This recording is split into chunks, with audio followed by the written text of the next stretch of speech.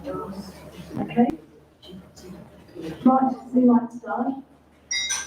Thank you all for coming tonight. It's a cold, nearly winter's day. This is not raining. So on behalf of the staff and the board of the Penrith Victorian History Library, I'd very much like to welcome you all to the event today, and our guest speaker, Marion, who I'll introduce in a minute.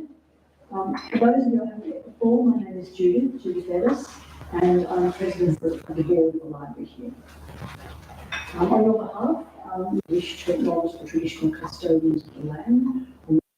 Meeting today, our library is located on the land of the Wurundjeri Woi-wurrung people, the Kulin Nation, and we pay our respect to their elders, past, present, and emerging. Sovereignty has never been ceded, it always was and always will be Aboriginal land. Before we start, I'll just point out some facilities. Bathroom, if you need, is basically behind that wall, so you go out of the door to the room and you do a sharp right, and the bathrooms are right there. And we have an emergency exit door here, and another one if you go back out through the main door there. It'll take you out of the building. It's not very complicated. If there is an emergency, staff will help direct you out of the building. So this library is the second oldest library in Victoria, founded in 1854, and we collect all aspects of Victorian history, along with any interstate or national material that has any sort of impact or includes or informs the history of Victoria. We've got more than 35,000 items that are available, most of them available for loan. They're all on site here, and we're the only for loan type of collection of this sort in Australia. And our core collection is local history, and we've got information about almost every town in Victoria. Our library staff, Ellen here, will be taking photographs and video of today's presentation. We use that for promotion and put it on social media. And it's also useful for people who want to perhaps catch the presentation later, who might not have had the opportunity, or if you want to see it again. If you don't want to be included in any of the photography, let us know and make sure that we exclude you from that. Of course, we'll have some questions at the end of Marion's presentation, who I will now introduce. Marion Dewar was State President, former State President of the Country Women's Association of Victoria from 2019-2021. And I Googled Marion, and she's held many other positions within the CWA as well, which I hope she'll tell us something about. Marion's got a long career helping others, with over 42 years with the CWA. A real champion and veteran of the organisation, I suggest.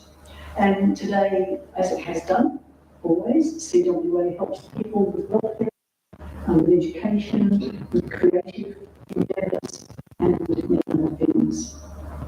I'm sure most of us, if not all of you here, have had some contact with the CWA in the past, be it great scones, and we've got some scones tonight, and my English heritage says scone, I don't say scone, which we just have to put up with scones for tonight, plus the crafts of the CWA and the philanthropic grants and so on.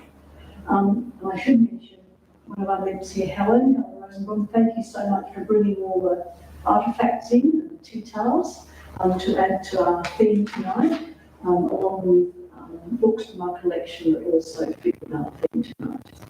So on that note, please join me in welcoming Marion as she takes us through a history of the Country Women's Association of Victoria, from Drought-aid to Multifaceted.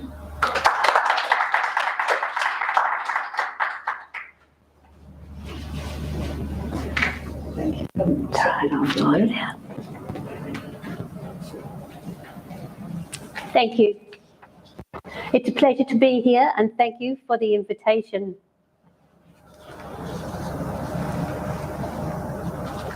I was asked for a title for this evening's talk, and since I was doing a history, presumably from the beginning to the end, or at least where we're up to, it's kind of the end of today, so let's talk about from the beginning up to the end of today. We can't really go much beyond that, can we?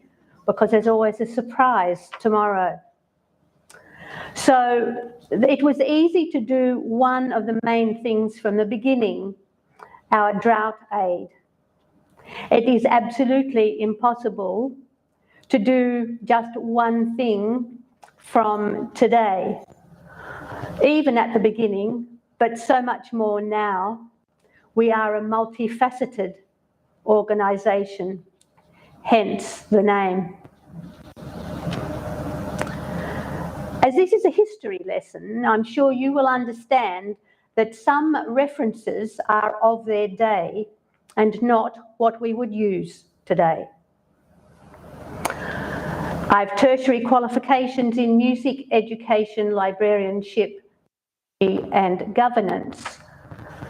So if you haven't already guessed, yes, I was a teacher.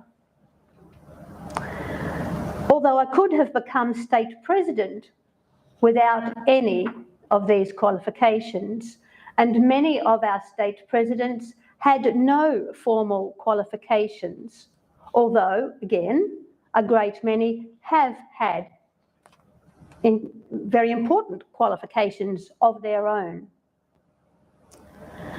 A little bit of more of my personal story as we go along.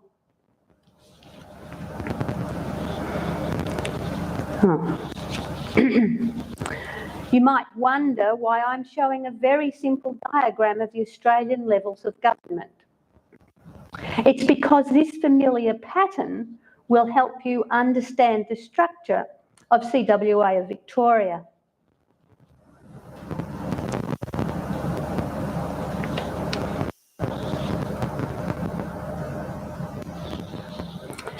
Might be a little hard to read from where you are, but I think it gives you an idea of where we begin and where we aim for. Now, if I was showing this at a function of the Country Women's Association, you would all have to stand on your heads. Why? And while you're thinking about that question, here's another question. In the context of our name, what does the word country mean?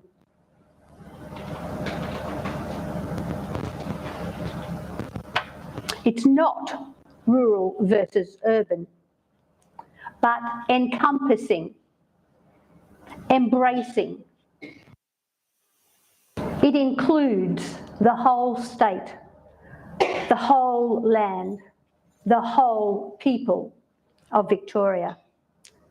As you might say, oh, the country's largest manufacturer has to be not Murray Goulburn anymore, sorry. What do they call themselves now? Let me think, whatever.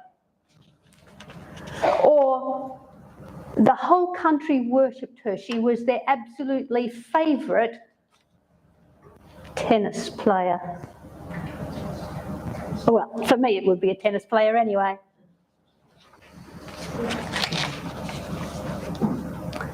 So the governance of the association, of course, has changed over the years to meet the demands of the day and the legal requirements of the state. There's always been a constitution. There's a stack of them in the cupboard. Originally called Rules and Objects. No idea why. Incorporation led to yet another revision, as did the application for charitable status, which was granted on the 23rd of December 2020. The principal aim in 1928 to improve conditions in the country, not over there where those poor people live in the desert. And if it was me, not in those terrible, those poor suburban people live. No, it meant everybody, everyone, more especially as they affect the health, welfare and education of women and children. The principal purpose in 2018 to provide direct benevolent assistance to disadvantaged and vulnerable women, children and families in need.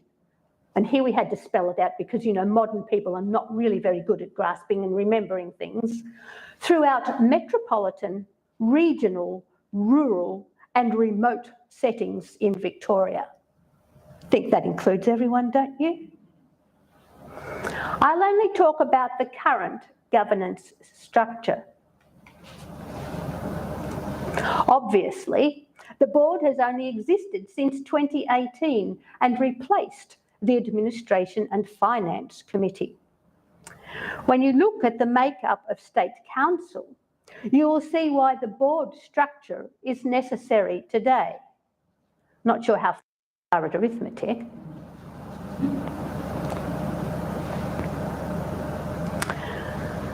And those 38 group presidents that were labelled at the bottom of the last slide look after the groups. Now, this is a sort of a map of Victoria. Use your imagination and feel free afterwards to correct my geography, but I had to put them somewhere. And the three in the middle at the bottom, you can probably guess, are in that funny little bit of Victoria that has a big place starting with an M.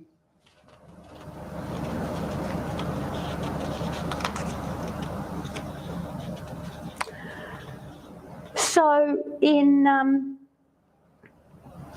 times gone by, there were 51 groups.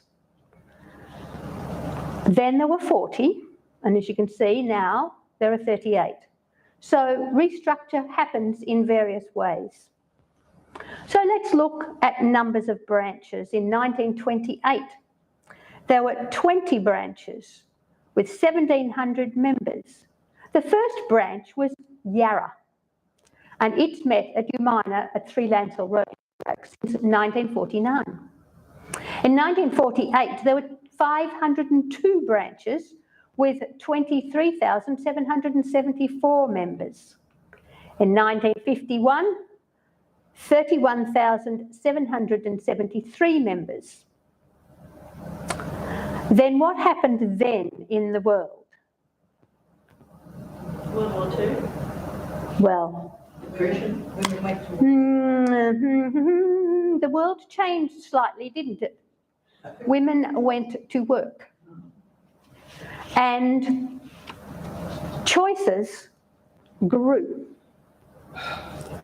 When my mother became a member, there were 2 things to do on a Monday. No, there was one thing to do on a Monday, but you could have a choice about what you did on the alternate Monday. So this Monday was CWA, and next Monday was Red Cross. And the Monday after that was CWA, and the Monday after that was Red Cross. That was your choice. If you wanted to be sick, then just decide which fortnight it was that you were going to be sick or have your next baby or whatever it was. Nowadays, the choice on a Monday is just as bad as the choice on every other day of the week.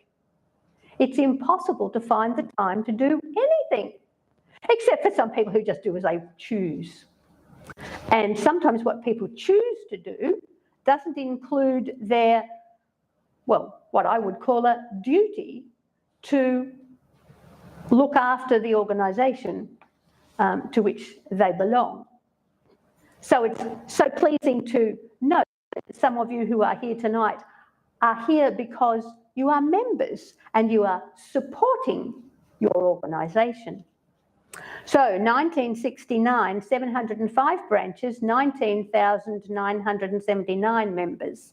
1987, 560 branches, 14,623 members. 1996, 483 branches, 10,765 members. 2001, 422 branches, 8,273 members. Now, 2023, I have to say I think, because there's always 1 or 2 branches that are about to open or about to go into recess. 270 branches and about 4,100 members. whom have the opportunity, well actually all of whom have the opportunity, and some of whom choose to join one of the committees at state level. There are committees at every level. We're a great organisation for committees. So here's part of our being multifaceted. You could probably guess that we had a catering committee or a cooking committee, something to do with food.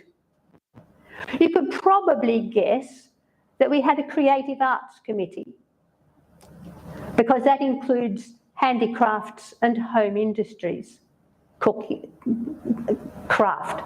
So cooking and craft, you probably got it right. Well, if you follow the media, we're really only good for one thing, aren't we? No matter how you try, you can't convince the media to widen their scope. We have tried. So we just use the scones as ammunition. Not because they are like rocks, because of course they're not, but because they're so useful for so many things. Introductions, feeding people, raising money, lots of others. So when we come to other state positions, well, actually, perhaps we should go back to state committees. Theoretically, I'm a member of the ACWW International Community Support because every member is, but I have been an official member of the committee for some years. Agriculture, environment, same. Catering, never an official member. Club, never an official member, but close. Cooking, no. Arts, not official. Magazine and communications, yes, because I was editor. Membership, no. Social issues, yes. Chairperson, or chairman in those days. Other state positions, editor, yes. Small events convener, yes, because that's the Deputy State President's job. And I'm the current curator archivist, which is why I got this job.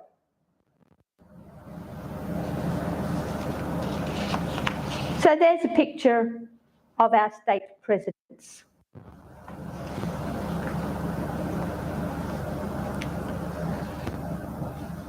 So I do have some notes about some of them, but I'll use them if I need to. And if I go over to the next page, you'll see 4 that are underlined. Those 4 come from Gippsland Hills group, which is my group, which is why I'm underlined. So our group in South Gippsland has provided 4 state presidents to the association.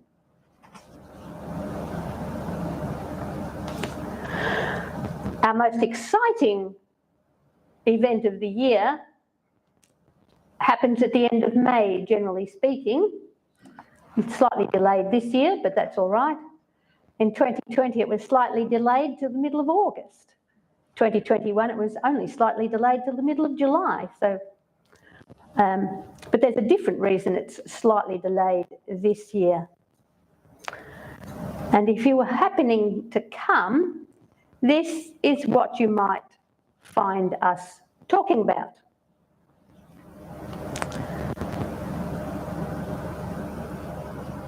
Many of the guest speakers to our events are astonished at the movement of proceedings, obviously not used to standing orders. Try being in the chair when an amendment is foreshadowed. Hands up those who have experience of that. On several levels. So branches, groups and committees are invited to submit general resolutions for each state conference debate. Those that pass are for request for action. Sometimes the government listens, but often it takes its time. General headings of previous resolutions have included Aboriginal Affairs, Agriculture, Australiana, Communications, Conservation and Environment, Consumer Affairs, Education, Employment, Ethnic Affairs, Health, Industrial Relations, Law, Local Government, Media and Advertising, Taxation, Transport, Water and Natural Resources, Welfare, and of course, Women's Affairs. Others that come to mind include gambling, gambling awareness, disasters like drought, water conservation and flood, family violence, marriage equality, homelessness, older women, elder abuse, banking closures, banking services, biodegradable and home compostable wraps for magazines, container deposit scheme for the umpteenth time. Nearly there. Farm safety. So, let us go back to the beginning. Inspired largely by Grice, the Victoria League's Development Committee inaugurated a limited but very definite design for country women by forming its first Women's Institute at Macedon in February 1926. By April 1928, there were 8 institutes which were run on the lines of the English Women's Institutes. Craft work was taught, lectures given, home industries encouraged. Their work aroused much interest throughout the country and still has a strong influence on our Country Women's Association. For 7 of these institutes joined the association. Their committee was co-opted and still works with vigour and enterprise as the Handicrafts and Home Industries Committee. In 1927, the late Sir Charles Merritt, President of the Royal Agricultural Society of Victoria and Chairman of the New Settlers League of Victoria, invited several representative men and women to meet Lady Somers, wife of the Governor of Victoria, to discuss matters of rural welfare. At that time. After discussion, Mrs. Hicken moved that action be taken. An advisory committee, of which Lady Mitchell was the convener, was appointed to ascertain whether the formation of a Country Women's Association was desirable. The idea was welcomed by the Bush Nursing Association and other welfare bodies, and so the bold design, not my words, with which we are familiar, was first planned in a letter written by Lady Somers calling an open conference. The open conference was duly held on the 12th of March 1928 and presided over by Lady Somers. Lady Mitchell moved that it is desirable to proceed with the formation of a Country Women's Association of Victoria. Mrs. E. Black of Noorat seconded the resolution, which was carried by an overwhelming majority. At the Federation of Australia in 1901, Melbourne became the location of government, and Government House, Melbourne, became the home of the Governor-General. And Stonington Mansion in 336 Glenferrie Road, Malvern, was leased by the Victorian Government as a home for the Governor, eventually purchased by the state with its contents in 1928. The house as Victoria's Government House until when Victoria CWA began, the Governor was Lord Somers.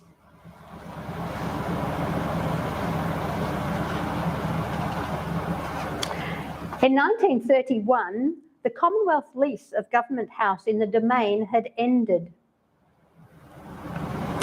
when the Governor-General's residence moved to Canberra, and the Governor's post was vacant due to the impact of the Great Depression.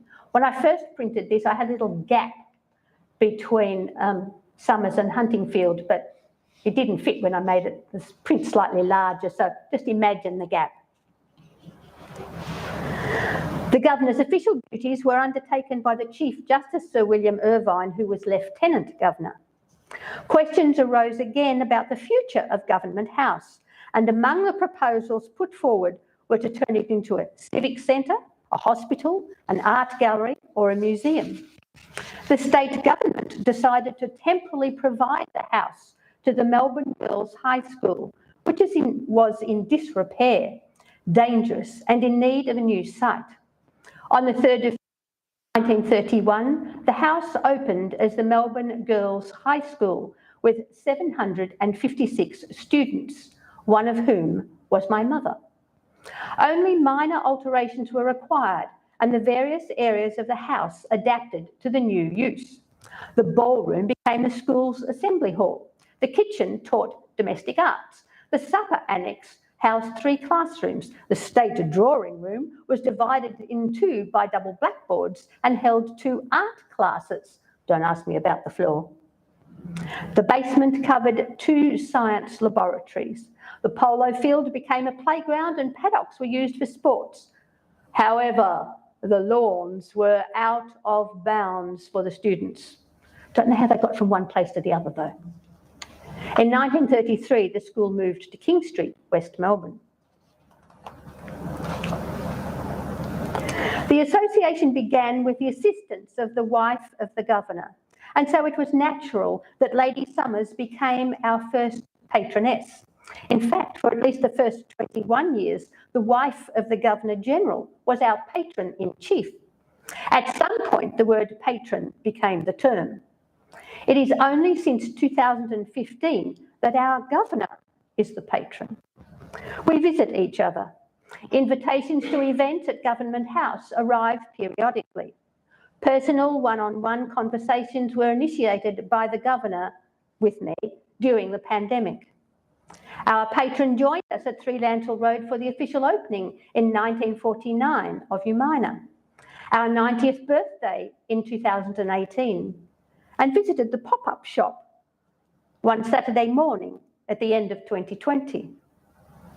All members of the association were invited to a garden party at Government House on the 15th of March 1989 to conclude the Diamond Jubilee year, and again for our 80th birthday on the 12th of March 2008.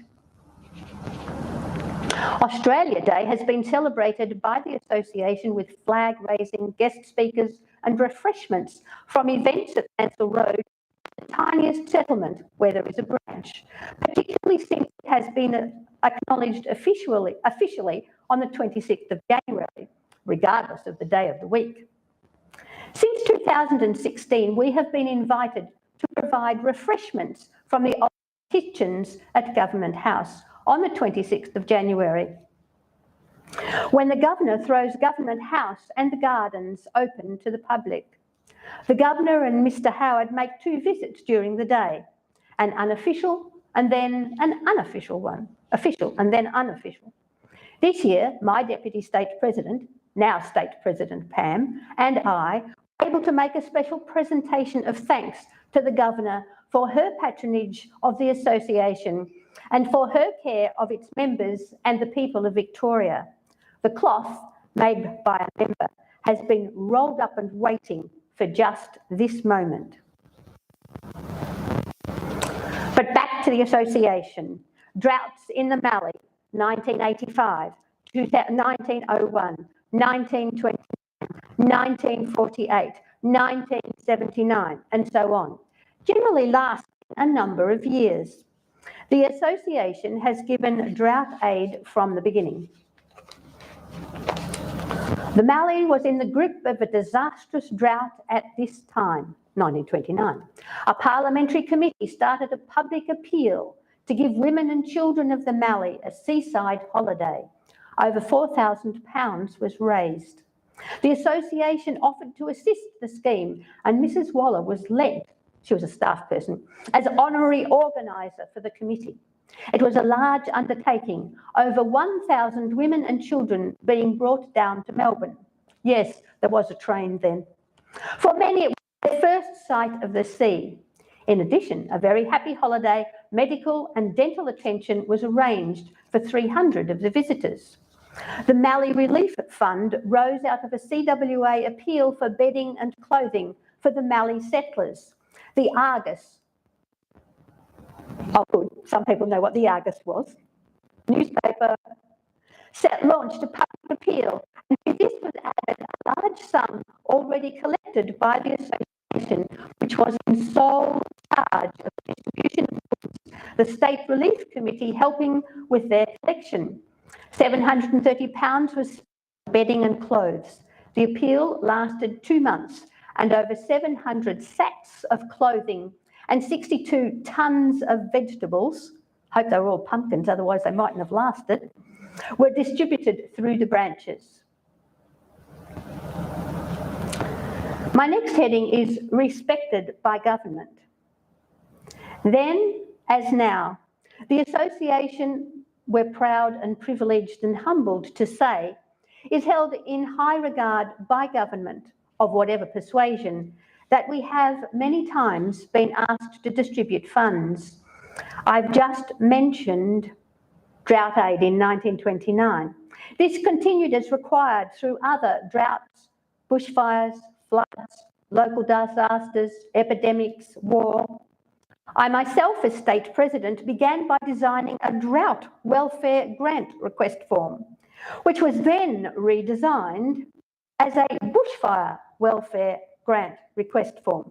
Sometimes it was the same family needing a second request. Can you imagine that? During my term, I worked, which was, in case you can't remember, 2019 to 2021, 1st of June 2019 till sometime in July in 2021. I worked a 20-hour day, usually, almost always, for a 7-day week. The normal duties of a State President, plus drought or bushfire aid, plus pandemic restraints, and the added accompanying workload. And remember, every member is a volunteer.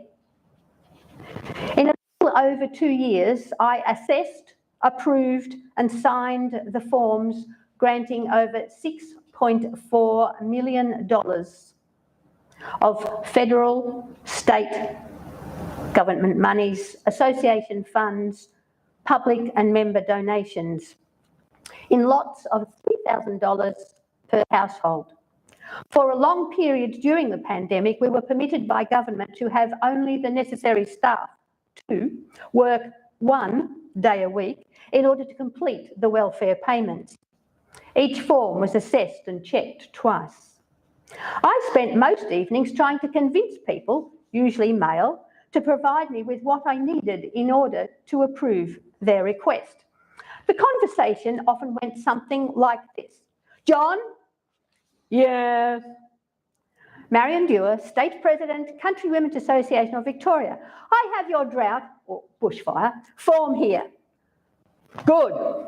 I need hay or new fences. John, the terms of the grant are for personal expenses. I need hay and fencing. Let's try the diversion tactic. What kind of cattle do you have? Why? Well, my husband and I had Angus. Where? I think he's beginning to listen. South Gippsland, but I do know some of the breeders in your area. Do you? Now, John, do you have any medical or dental bills? I can't afford to go there. Do you have any school or university bills? At my age? Then, of course, there was the exception. Tracy? Yes. Marion Dewar, State President, Country Women's Association of Victoria. I have your drought bushfire form here. Hang on a minute. I just need some more information. Can you hang on a minute? What is that noise? I'm birthing a calf. You didn't include... I'll just reach over and get it for you. Where are you? In the shed. Well, where's your dental bill? It's in the writing desk right next to me. Oh, you mean you're living in the shed? Yes, the house is falling to pieces, so it's warmer in the shed. True. That was a true conversation. Back to the growth of the association. Branches and groups and the association acquired or built property. 72 restrooms by 1949. Offices were either loaned to us or rented in the CBD. for a good many years. Summers House, Black Rock, was purchased in 1929, opened by Lady Summers on the 28th of November. It was to be a seaside holiday house, the old-fashioned guest house. In later years, further land and 2 blocks of accommodation, including holiday flats, and yes, there was a tennis court there, were added. Others were purchased by groups or branches, including Ocean Grove, 1936, Central Wimmera Group Holiday, Cottage Halls Gap, you can still stay there, 1948, Gippsland Hills Group Holiday House, Inverloch, 1949. I became a trustee later on, but when I was a small child, well, we used to have to weed the garden and change sheets and so forth.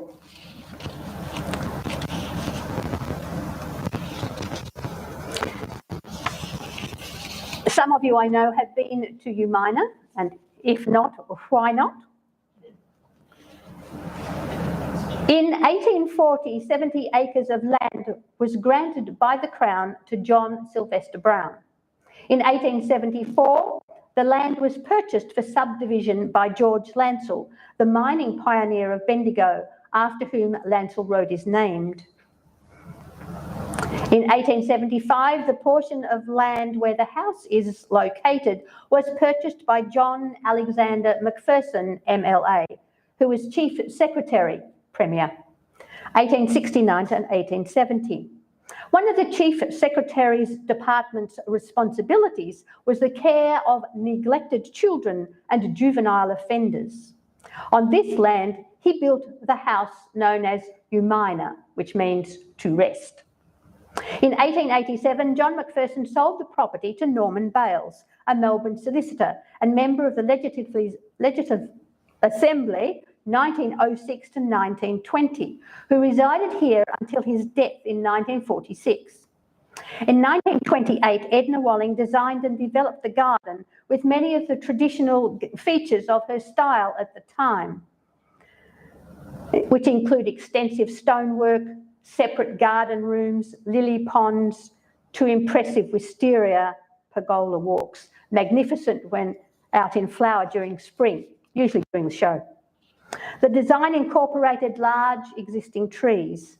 At this time, her plantings were traditional English plants. In 1948, Ian Bales, son of Norman Bales, sold the property to the Country Women's Association of Victoria. In 1969, the state offices were moved to Lancel Road. An aside, who likes motor vehicles?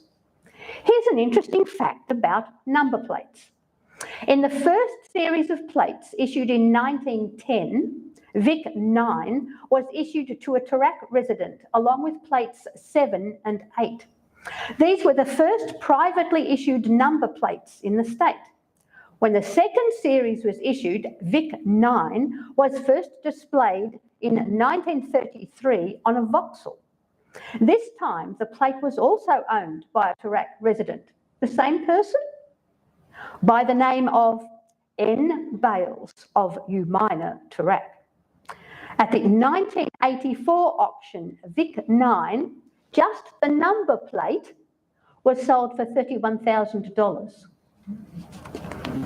As part of our community involvement and to share our heritage and story with the public, we have been a building venue for Open House Melbourne for a number of years. We lead free tours of the house and garden. Refreshments are available in the dining room and merchandise in the shop. I look forward to welcoming you on the last Saturday and Sunday of July.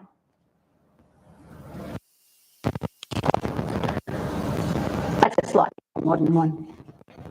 You can just see the tower. But the lighting was just perfect when I took that photo that day.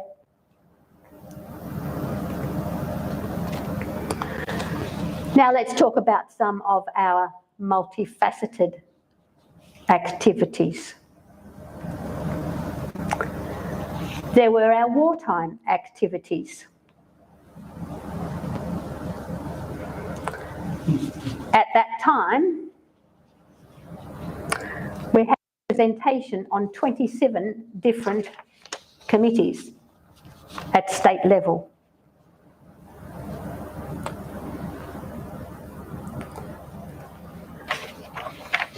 One of my favourite other activities concerns Dr. Cunningham Dax. Anybody heard of him? Oh, two, excellent, you pass. In 1948, Dr. Cunningham Dax, Director of Health, asked CWA to make the reception centre at Royal Park more cheerful. This was followed by housecraft centres at Beechworth, Ararat and Ballarat, where members assisted patients to undertake household duties for a day. At Dr. Dax's request, members visited and adopted inmates in institutions and beyond the end of institutionalisation. For many of these people who entered the institution as day-old babies, Peter in nil, branch members are all the family he has ever known. I met him at their special birthday in 2019, although I had seen him periodically in photographs in the magazine. So here are some of our activities.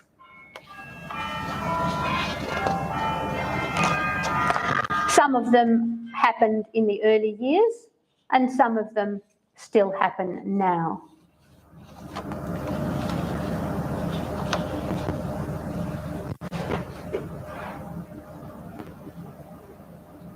So you may not have been to prison. I'm very happy to say that I have. When I was social issues chairman, we had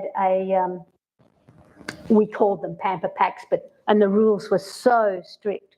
And we were able, well, I was able to visit the Dame Phyllis Frost Centre so that we could take back to our members firsthand what it was like to be in the Women and Children Centre of the Dame Phyllis Frost Centre. So it was an enlightening experience. And there's some of the assistance that we give, some of it to members and some of it to non-members, obviously both.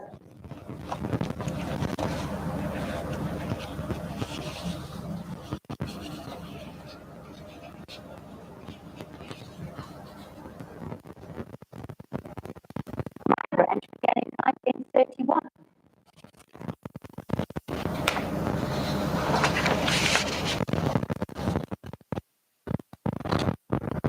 And then let's look a little wider for the past minute or two.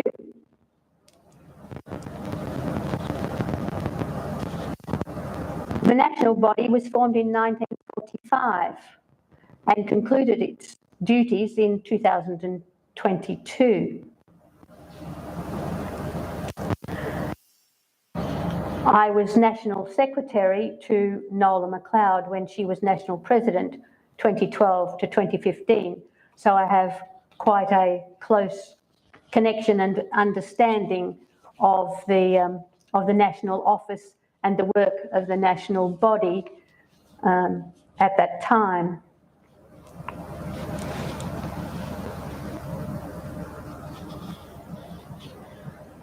So the national body obviously coordinates the work of the states in their lobbying, one of our favourite words, to government at federal level. We all do our own lobbying at our own state levels. But for a time, obviously from 1945, it was felt that it was a good thing to have just one voice speaking to federal government, and that was through the national body. And then, of course, we all belong to the world body. I can see our friend doing a little nod at the back. Do you like the new logo? We have to say yes, of course we have to say yes. And one of the very interesting things about the world body is that it's now looking at its work through the lens of the global goals.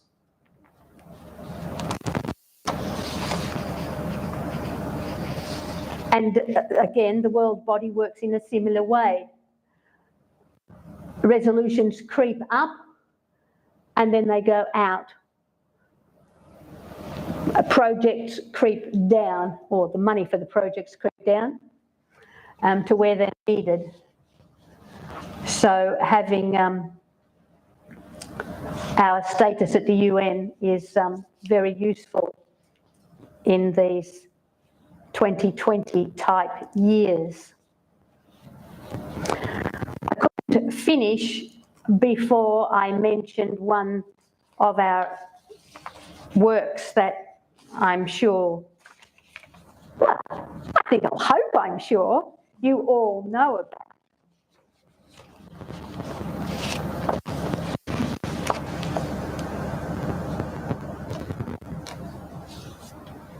So I'll pop down some other events that are happening during the year.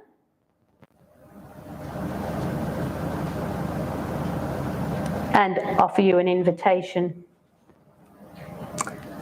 And conclude the official talk with our role today. The association exists most of all to assist and develop women and girls. It is customary, at least for this senior office bearer, to ask, when speaking at events and conferences, what have you learned? What do you want to learn? What can you do now that you could not do before? A proportion of our members fall into the category of the vulnerable, those who cannot, dare not speak for themselves, learn to speak in public. Those with no apparent sense of humour learn to read in unison. Imagine 20 women reciting, "Where is the Green Sheep?" by Judy Horacek and Mem Fox. We continue today to do what we have always done and what we are bound to do.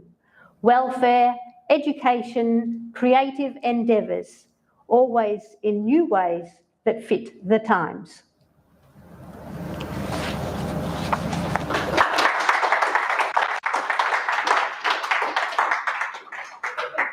Just one slide so we can copy the dates, please. Is that possible? Yeah, that one. Thanks. Thank you. Marion, it might be obvious to people here, but not quite to me. What's your main source of funding? Ourselves. Fundraising. Fundraising. Yeah. And did you say earlier on that you've only been a registered charity in recent times? Yes. And has that also given you deductible gift recipient status? We're not there yet. That would be perfect. That's, I'm also going down that same road for another, a trust for which I'm a trustee. And it is long and arduous, as some of you may know. We have it. Same. So we're on the way.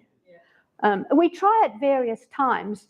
At one time, when we were trying to do something about the rates, one of our now State Treasurer, then called Honorary Treasurer, marched into Government House and demanded to see the person who was responsible, and stood in the doorway and talked pleasantries until she got an undertaking that something would be different. Another time, one tried it and nothing happened at all. For a period, we had a gentleman, the husband of a member, as Honorary Treasurer. He did quite well. I'm not sure what tells you about the government of the day. I won't tell you which day that was. Now, I have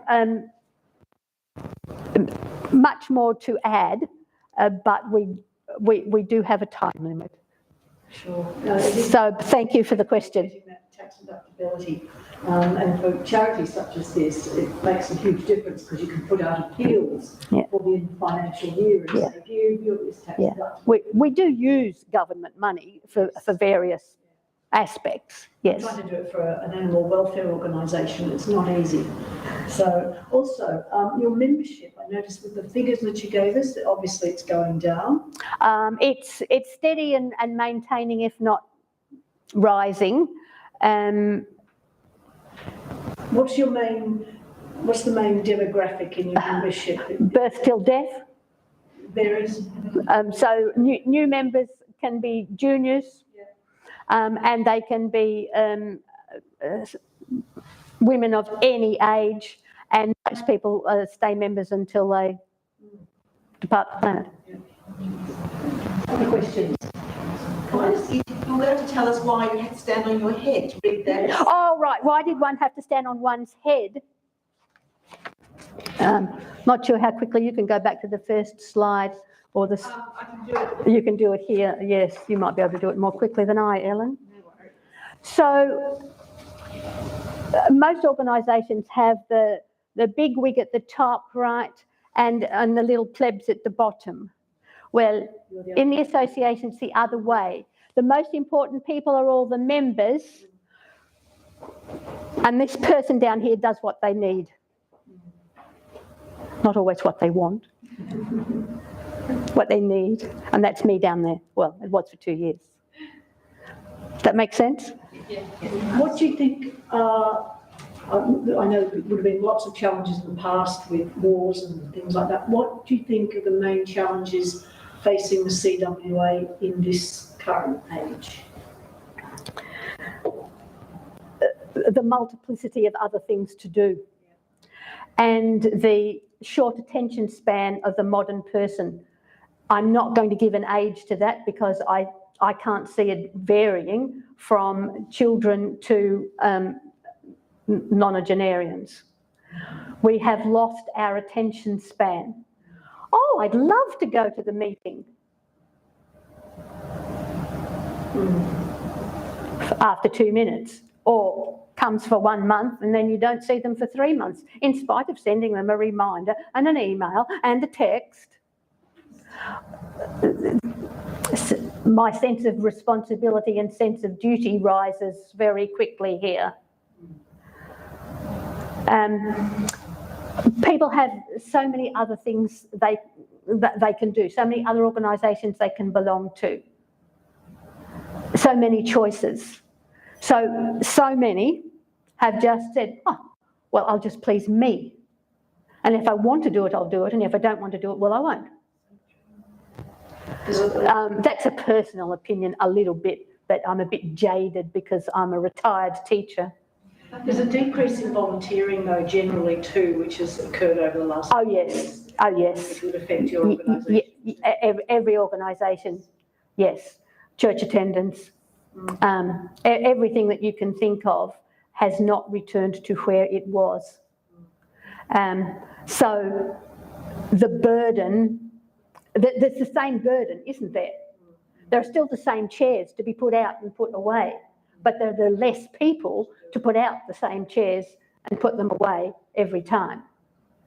If everybody did it once, wouldn't it be so easy? And once they did, but now they don't. That's just how the world is. I think it'll come full circle again at some point.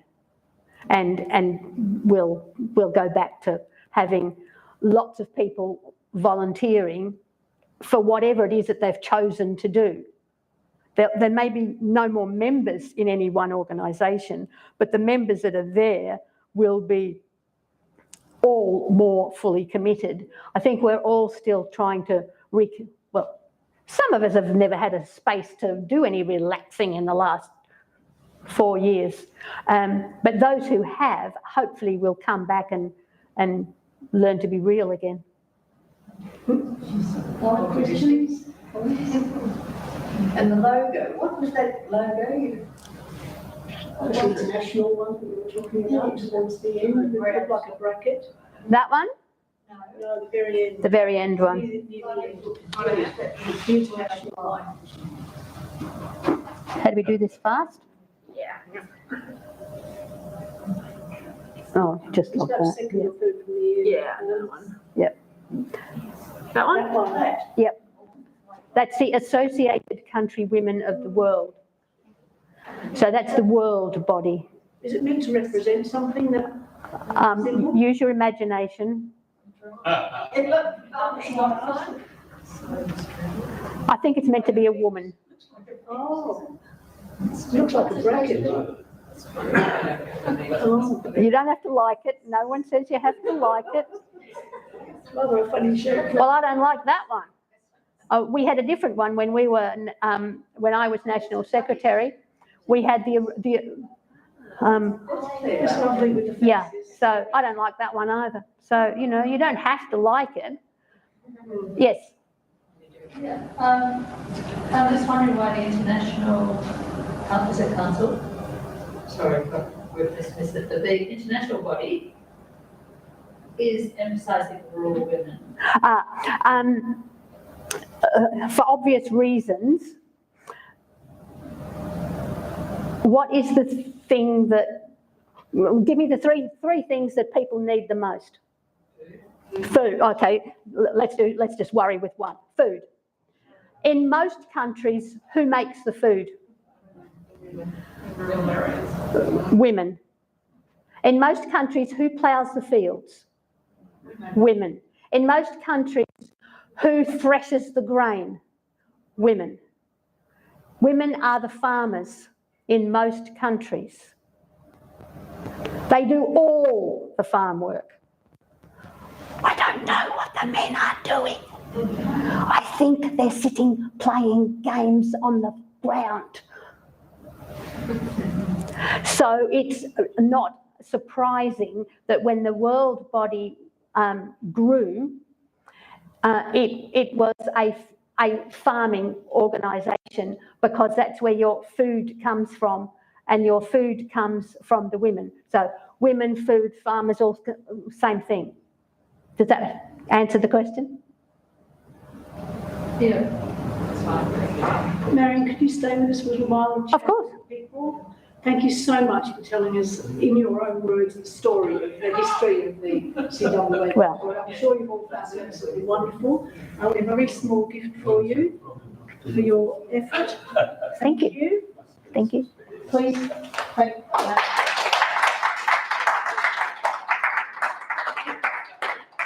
Can I just remind you that we have a lot of, oh, sorry, I'm right in front of you.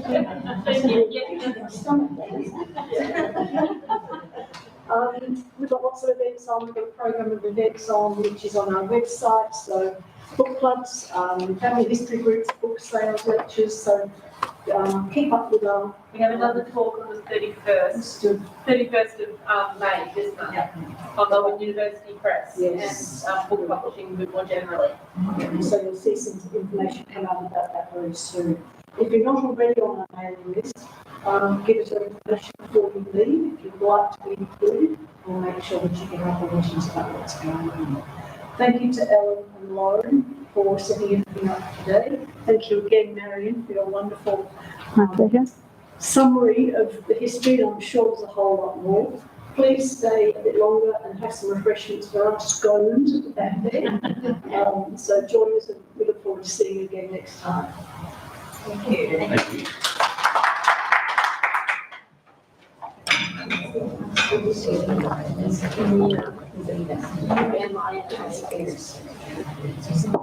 I'll just put my mask back on.